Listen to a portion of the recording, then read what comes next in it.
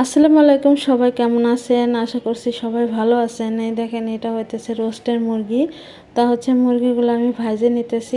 Already ভাজা হয়ে গেছে অনেকগুলাই, আর হচ্ছে অল্প কিছু বাকি আছে, সেইগুলাই আমি ভাজে আর কি একটু অল্প ভিডিও করতেছি আপনাদের জন্য। এই দেখেন হচ্ছে আজকে আমি ভিডিও মানে রোস্টের কোনো রেসিপি দিতেছি না, জাস্ট আপনাদের দেখাইতেছি।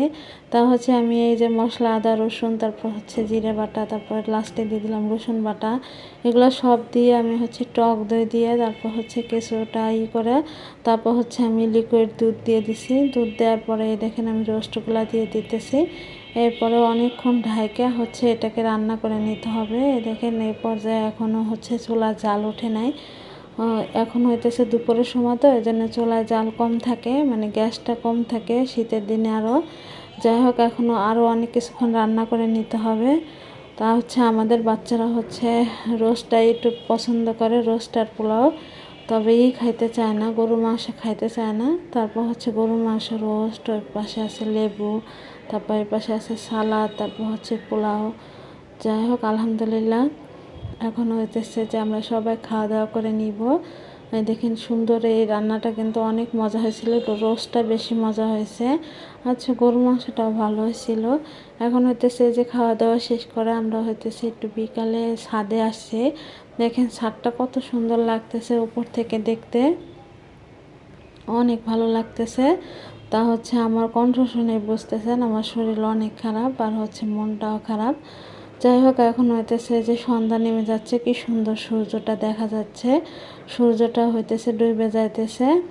আর এই পাশে এক সাইডে ছাদে হচ্ছে, এটা হইতেছে কি গাছ, এটা হইতেছে কুমড়া গাছ লাগাইছে। এই যে দেখেন ইসের মধ্যে বালতির ভিতরে মাটি দিয়া, তারপর হচ্ছে কুমড়া গাছ লাগাইছে। গাছগুলা কিন্তু অনেক সুন্দর হয়েছে, আর অনেক ফুল আসছে, অনেক ধরবে, কুমড়া ধরবে আর কি।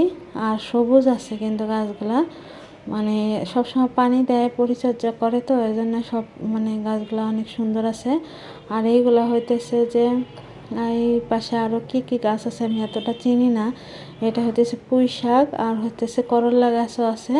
আর এই ছেলে দেখলাম আবার মাটির মধ্যে হচ্ছে কুমড়া লাগাই রাখছে, কুমড়া গাছ আর কি। যাই হোক, এই দেখেন এই কুমড়া গাছগুলো কিন্তু দেখতে এত সবুজ সবুজ লাগতেছিল, এত ভালো লাগতেছিল যা বলার মতো না, অনেক সুন্দর ছিল। আর এগুলা কিন্তু অনেক ফল আসছে। এরপরে যে আমি আবার একটু নিচে গেছিলাম, নিচে দেখেন এটা কি গাছ, কৃষ্ণচূড়া না কি জানি না।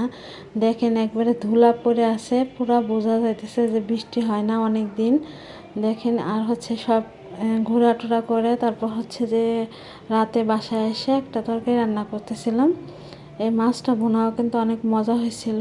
তা ভিডিওটা কেমন লাগলো অবশ্যই জানাবেন, আর সবাই ভালো থাকবেন। আল্লাহ হাফেজ।